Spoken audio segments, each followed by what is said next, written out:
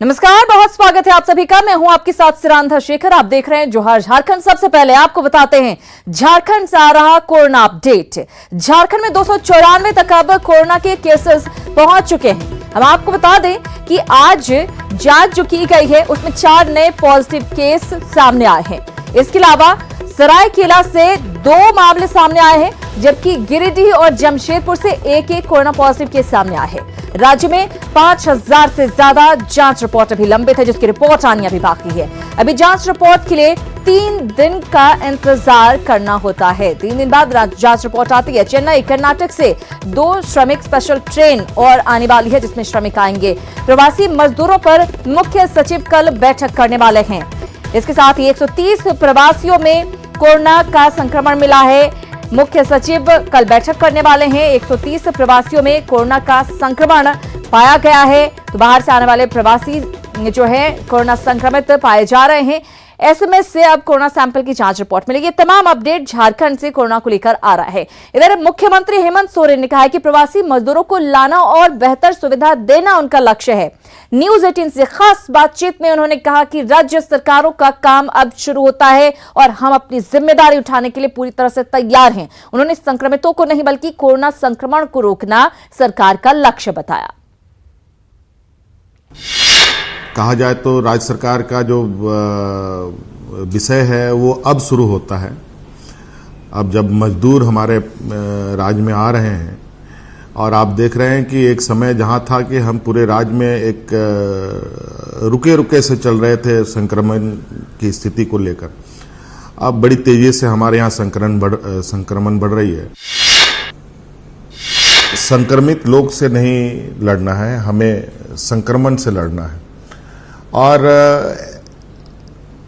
आज की इस स्थिति पर जो हिंदपीढ़ी को लेकर के चर्चाएं हमारे राज्य में हुई, मुझे लगता है हिंदपीढ़ी के अलावा कहीं दूसरा कोई उदाहरण आप नहीं बता पाएंगे। और राज्य सरकार की तरफ से हम लोगों ने सरकारी क्वारंटाइन की जो व्यवस्थाएं की, आज हमारे सरकारी क्वारंटाइन में लगभग 50 से 60 हजार लोग अभी हैं, उनको पूरी तरीके से सरकारी निगरानी में रखा गया है। हमारा प्रयास है कि हम अधिक से अधिक अपने प्रवासी मजदूरों को अपने घर तक पहुंचा पाएं, उनको सुरक्षित ला पाएं। ये हमारा लक्ष्य है। क्योंकि सभी लोग अपने अपने समस्याओं से जूझ रहे हैं।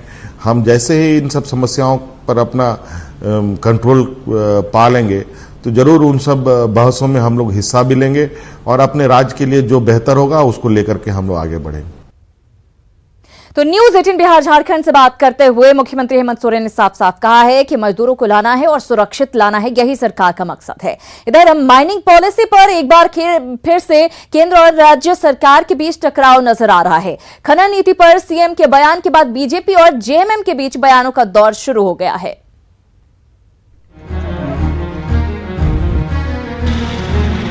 माइनिंग, रॉयल्टी और प्रदेश का विकास, इस मुद्दे पर राज्य सरकार और केंद्र अक्सर राजनीतिक स्थिति के मुताबिक आमने सामने होते रहे हैं। केंद्र की ताजा माइनिंग नीति पर तल्खी इस बार ज्यादा है, क्योंकि प्रदेश में इस समय जल, जंगल और जमीन की बात करने वाली हेमंत सरकार सत्ता में है। लिहाजा ताजा माइनिंग नीति में सरकारी एकाधिकार को खत्म करने की बात पर सीएम की प्रतिक्रिया स्वाभाविक थी। तो ऐसा क्यों नहीं हो सकता है कि जमीन मालिक ही लोग माइनिंग करें? अभी उस पर हम लोग चिंतन करेंगे और केंद्र सरकार की जो अभी तो घोषणाएं हुई हैं और उसके अंदर की जो कहानियां हैं वो भी जाननी जरूरी है। और उसका जब तक अध्ययन नहीं किया जाए बाकी चीज़ें सिर्फ राजनीतिक तौर पर रखी जा सकती है। अभी हम लोग उसका चिंतन करने के बाद ही आपको विस्तृत रूप से बताएंगे। उधर सीएम के इस बयान के बाद विपक्षी बीजेपी ने हेमंत सरकार को प्रदेश में चल रही अवैध माइनिंग को रोकने की सलाह दे डाली। साथ ही मोदी सरकार की माइनिंग नीति को झारखंड के लिए आर्थिक समृद्ध वाला फैसला बताया। इस पर जेएमएम ने पलटवार करते हुए कहा कि सीएम के बयान का हवाला दिया और कहा कि जमीन मालिक को ही माइनिंग का अधिकार मिलना चाहिए। हम कह सकते हैं कि राज्य की सरकार को सबसे बड़ी पहल ये करनी चाहिए कि जिस प्रकार से इलीगल माइनिंग हो रहा है पूरे प्रदेश में, खास करके धनबाद में, बोकारो में, हजारीबाग में, गिरिडीह में, ऐसे कोयले का इलीगल माइनिंग हो रहा है कि इलीगल माइनिंग पर अंकुश लगे और जिससे क्या होगा कि लोगों के राज्य को रॉयल्टी मिलने में ज़्यादा से ज़्यादा लाभ मिलेगा। अगर जमीन मालिक ही उस खदान का मालिक होगा तो कहां से राजस्व की कमी होगी, कहां से सरकार को राजस्व नहीं मिलेगा। हम व्यवसाय करें लेकिन व्यवसाय के साथ साथ उनका भी हमको ध्यान रखना चाहिए जिनकी जमीनें हम ले रहे हैं। भारतीय जनता पार्टी के लोग झारखंड मुक्ति मोर्चा पे, राज्य सरकार पे और हेमंत सोरेन जी पे आरोप लगाने से पहले अपने गिरेबान में झांक करके देखें कि उनका राजनीतिक चरित्र क्या है। प्रदेश में कोयले के लगातार अवैध खनन और उगाही से राज्य सरकार को हमेशा से राजस्व का नुकसान होता रहा है। साथ ही इस पर राजनीति सत्ता के बदलते समीकरण के हिसाब से होती रही है। माइनिंग पॉलिसी पर ताजा टकराव को भी इसी बदलते सत्ता समीकरण के हिसाब से देखा जा रहा है। उपेंद्र, न्यूज़ 18, रांची। तो माइनिंग पॉलिसी पर पक्ष और विपक्ष आमने सामने है। इधर झारखंड में कोरोना जांच की रफ्तार काफी धीमी है। राज्य में अभी तक करीब 45,000 सैंपल लिए गए हैं, जिनमें 5,000 से ज्यादा सैंपल की रिपोर्ट पेंडिंग है। अकेले रिम्स में ही 2,000 से ज्यादा सैंपल की जांच रिपोर्ट पेंडिंग है। रिपोर्ट आने में देरी से मरीज काफी परेशान हो जाते हैं। हम मोर देन 500 जांच पर डे कर रहे हैं। होता था कभी 500 होता था, कभी 600 भी होता है, कभी 600 से ज़्यादा भी होता है। ये लैब का कैपेसिटी होता है। लैब में जांच मशीन का कैपेसिटी खाली नहीं होता है, कैपेसिटी होता है आदमी का इन्वेंट्री देखना, रजिस्टर में मेंशन करना, जिसकी वजह से हम इतना ही जांच कर पा रहे हैं। देखिए, ये हमारी जो व्यवस्था है, अभी क्या हुआ कि हमारे यहाँ तो माइग्रेंट लेबर सब चारों तरफ से आने लगे। हालांकि सरकार ने अपने तरफ से पूरी व्यवस्था की है, सबको क्वारंटाइन सेंटर में रखना, स्क्रीनिंग करना, हर डिस्ट्रिक्ट में भेजना।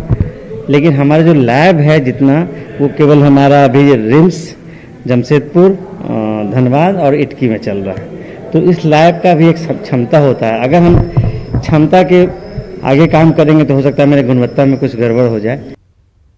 और झारखंड में कोरोना के लगातार नए मामले सामने आ रहे हैं। गढ़वा में 18 नए कोरोना पॉजिटिव केसेस सामने आए, जिसके बाद प्रशासन अलर्ट है। इसी के साथ जिले में कोरोना संक्रमित मरीजों की संख्या बढ़कर 47 हो गई है। हालांकि इसमें से 3 मरीज ठीक होकर होम क्वारंटीन में फिलहाल रह रहे हैं, जबकि 44 का मिराल प्रखंड के कोविड अस्पताल में इलाज चल रहा है। सभी संक्रमित मरीज प्रवासी हैं और महाराष्ट्र से आए हुए थे। जिले में बढ़ रहे कोरोना मरीजों के आंकड़े के बाद प्रशासन ने स्वास्थ्य विभाग से डॉक्टर्स की टीम तैनात करने की मांग की है, ताकि सभी का बेहतर तरीके से इलाज हो सके। सभी को रात में हम लोग कोविड सेंटर मेराल में एडमिट करवा दिए हैं। सभी का इलाज स्टार्ट हो गया है और पहले के जो मामले थे उसमें 47, उसमें से 3 का नेगेटिव आ गया है, जिसको होम क्वारंटाइन में वो चले गए हैं। सभी का इलाज चल रहा है।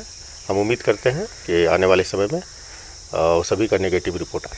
महाराष्ट्र से आए हैं। महाराष्ट्र से आकर के जब इनका सैंपलिंग हुआ तो जितने लोगों का सैंपलिंग हो रहा है सभी को हम लोग गवर्नमेंट क्वारंटाइन में हम लोग शिफ्ट कर रहे हैं, ताकि किसी दूसरे को इसका फैलाव से रोका जा सके।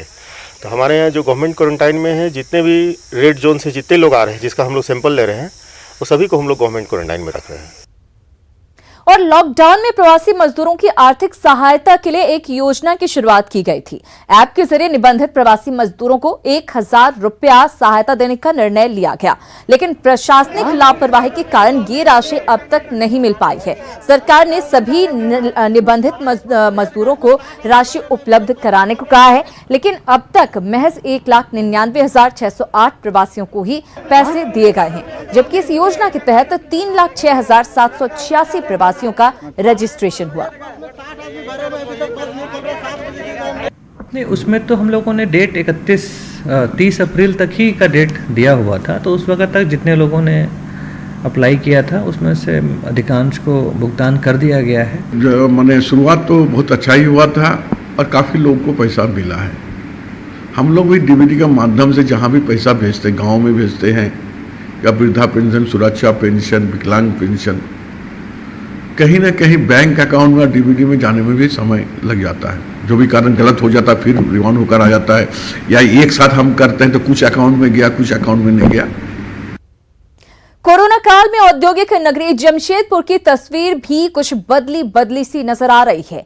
अनगिनत फैक्ट्रियों के शोर से जागने वाला ये शहर आज मजदूरों के लौटने के कदमों को देख रहा है।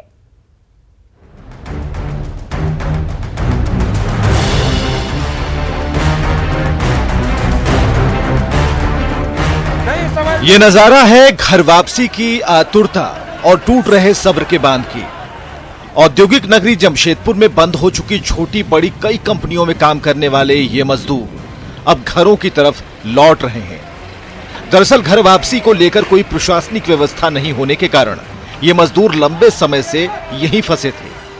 लेकिन जब बंगाल जाने वाले NH 33 पर मजदूरों का काफिला पैदल ही रवाना होने लगा, तब स्थानीय युवकों ने मदद को लेकर कमान संभाल ली। हम लोग को कोई ऐसे सुविधा नहीं हो पाया, तो हम लोग आपस में ही मिलकर जो उन लोगों को सुविधा हो पा रहा, नाश्ता का प्लस पानी का और कुछ भी हल्का फुल्का जो भी हो रहा, और प्लस में जो भी गाड़ी रोक रही है उसको बैठाकर जितना दूर हो सके उन लोग को भेजवाए हैं। अब कुछ देर पहले एक तो गाड़ी हम लोग भेजवाए कि जो भी लोग जा रहे हैं, जो भी माइग्रेंट्स पैदल जा रहे हैं, उनका ग्रुप बनाकर उन्हें डिस्टेंस में रखकर उन्हें रिलीफ प्रोवाइड करवा रहे। फिर कोशिश कर रहे हैं कि जितने भी अथॉरिटीज़ हैं उन तक जानकारी पहुंचाए कि इन लोगों को आगे तक पहुंचाया जाए। दरअसल बिहार, बंगाल और झारखंड के कई जिलों के मजदूर और श्रमिक काम बंद होने के बाद घर वापसी नहीं कर पा रहे थे।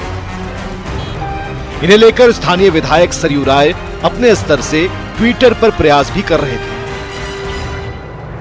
उधर झारखंड सरकार की कोशिशों के बाद भी बंगाल सरकार ने अपनी सीमा को बंद कर दिया था, जिससे मुश्किलें बढ़ गई थी। नीतीश कुमार बोलता है कि यहाँ पर है उसी जगह रहो, कि एक 1000 रुपया देगा, तुम लोग खाओ को, तो ये 1000 रुपया में ये एक महीना चल थोड़े पाएगा। ये सभी के सभी भारतवासी हैं और नागरिक तो भारत के हैं, इसलिए भारत की सरकार को भी चाहिए कि जो जहाँ है, कोई सड़क पर है उसको सड़क पर, और कहीं आज भी दूसरे राज्य में वो फंसा हुआ है तो वहाँ सहायता का प्रबंध कराए। मजदूरों की इस दौड़ती भीड़ में कुछ अपनी जेबें खाली कर ट्रकों पर सफर कर रहे हैं, तो कुछ को दूसरे राज्य की सीमा तक ये सुविधा मिली है। लेकिन ये तय है कि घर वापसी पैदल यात्रा से ही मुकम्मल होगी।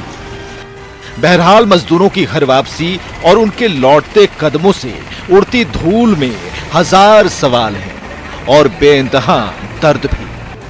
न्यूज़ 18 के लिए जमशेदपुर से आशीष कुमार तिवारी की रिपोर्ट।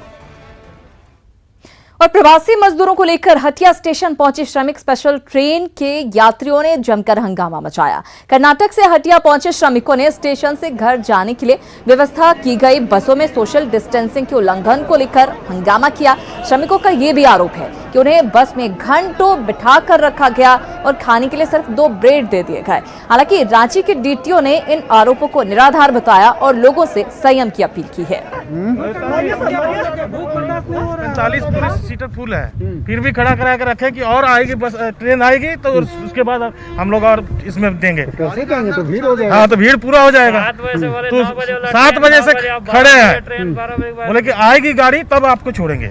गाड़ी का अंदर देखिए, अब गाड़ी कब आएगी, कब हम लोग को छोड़ेंगे, और फिर इन लोग को जाकर अभी पेट्रोल में फिर क्लोटाइंस होगा वहाँ पर ही। इतना आदमी भर के रखा हुआ है, देख लीजिए आप गाड़ी के अंदर जाके देखिए, पूरा एक सीट में 3-3 आदमी बैठा के रखा है। और सर सुबह से एकदम कोई नाश्ता नहीं, 2 ब्रेड देके बस बैठा के रखा हुआ है।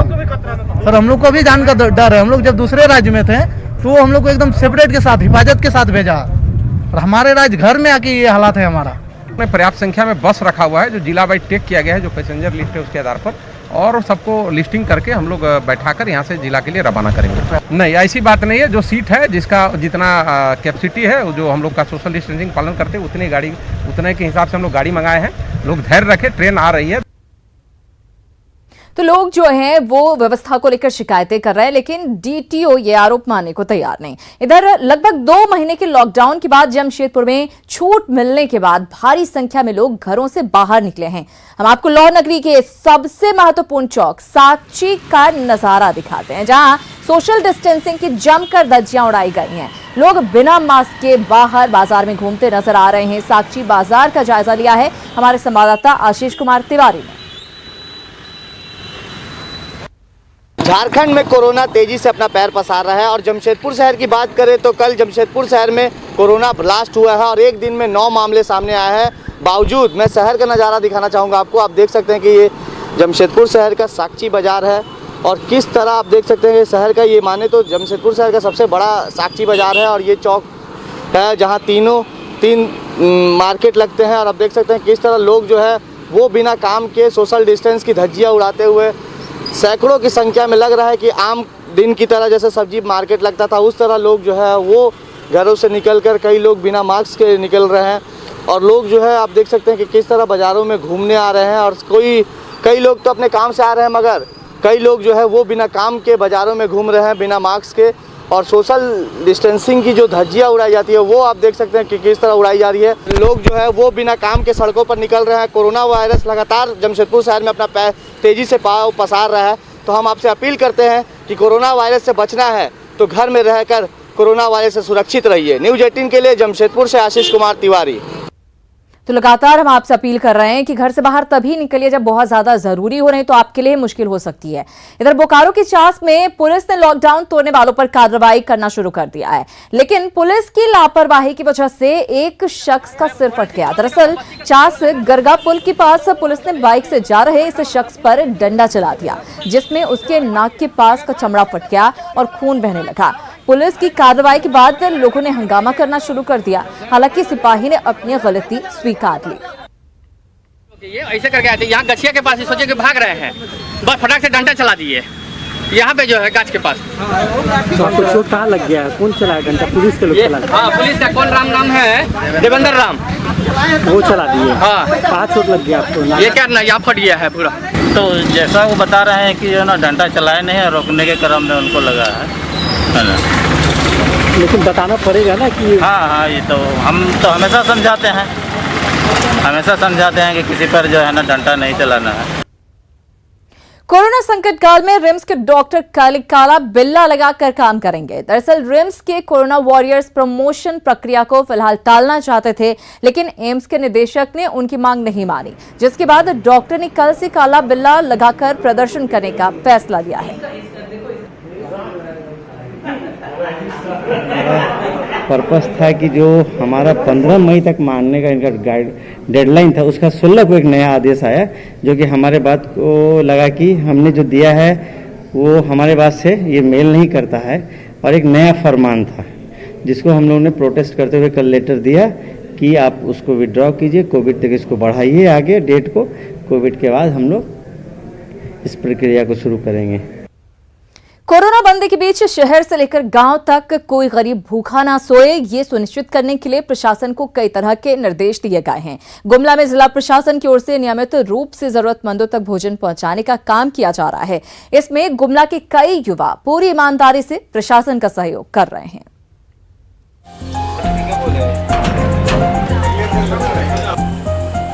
गुमला के नौजवान इन दिनों जरूरतमंदों तक खाना मुहैया कराने में प्रशासन की जमकर मदद कर रहे हैं। युवाओं ने इस काम के लिए अपनी एक टीम बनाई है जिसका नाम जीवन रखा गया है।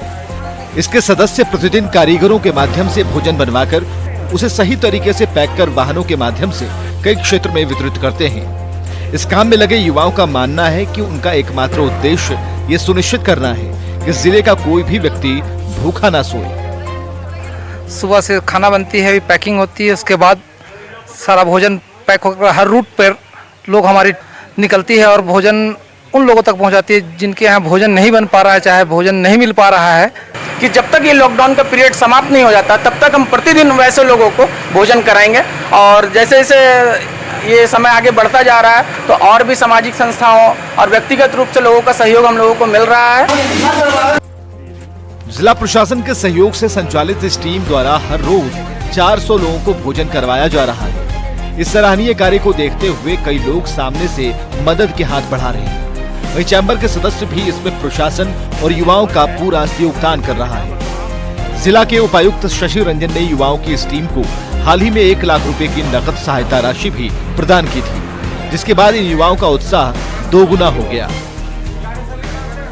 कोरोना से पीड़ित लोगों को हम लोग मदद कर रहे हैं।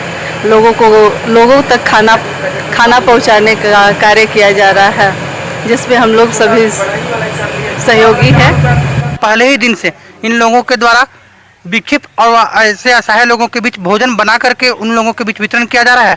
इसकी सराहना करते हुए आज गुमला चैम्बर ऑफ कॉमर्स ने भी इन लोगों के साथ संयुक्त रूप से भोजन बांटने का दायित्व लिया है। युवाओं द्वारा सड़क पर भटक कर समय बिताया जा रहा है या फिर प्रशासन के लिए चुनौती पैदा की जा रही है, वहां पर ये युवा लगातार गरीबों तक भोजन पहुंचा रहे हैं, जो काफी सराहनीय कार्य है। न्यूज 18 के लिए गुमला से सुशील कुमार। इधर लॉकडाउन में जरूरतमंदों को भोजन मुहैया कराने के लिए रांची में लालू लंगर चल रहा है। हर दिन दोपहर और रात का खाना वो भी अलग अलग दिन अलग अलग मेन्यू के हिसाब से गरीबों को मिल रहा है। 3 अप्रैल से लगातार चल रहे लंगर में हर दिन 500 से 700 लोग खाना खाते हैं। इस लंगर में बनने वाले भोजन की क्वालिटी की जांच के लिए लालू प्रसाद हर दिन अपने सेवक को यहां पर भेजते हैं। करीब 50 दिन से अधिक समय से चल रहे इस लंगर की हर ओर सराहना हो रही है। खाना बता रहे थे हम लोग, तो शाम सुबह डेली आते हैं। क्या क्या मिलता है? एक तरह का मिलता है? नहीं, हम लोग का बदल बदल के मिलता है खाना। मछली, अंडा, भात सभी मिलता है हम लोग को। कोई भी गरीब, क्योंकि एक भी गरीब भूखा नहीं रहे, इस उद्देश्य से ये कार्यक्रम चलाया जा रहा है। लॉकडाउन हो जाने का कारण उन लोगों को खाना का बहुत ही किल्लत हो गया। हमारे राष्ट्रीय अध्यक्ष चूंकि गरीबों का मसीहा के रूप में जाने जाते हैं, उन्होंने गरीबों को स्थिति को देखते हुए ये शिविर संचालन करने का निर्देश दिया। उधर गिरिडीह में मुफस्सिल थाना के जोड़ा पहाड़ी के पास बाइक और कार में सीधी टक्कर हो गई। इस हादसे में बाइक सवार और कार पर सवार दो लोगों की मौके पर ही मौत हो गई। वहीं एक युवक गंभीर रूप से घायल हो गया, जिसकी इलाज के दौरान मौत हो गई। 2 मृतकों की पहचान पीर टांड निवासी के तौर पर की गई है, जबकि बाकी 3 की अभी तक शिनाख्त नहीं हो सकी है। शवों को कब्जे में लेकर पुलिस आगे की कार्रवाई में जुट गई है।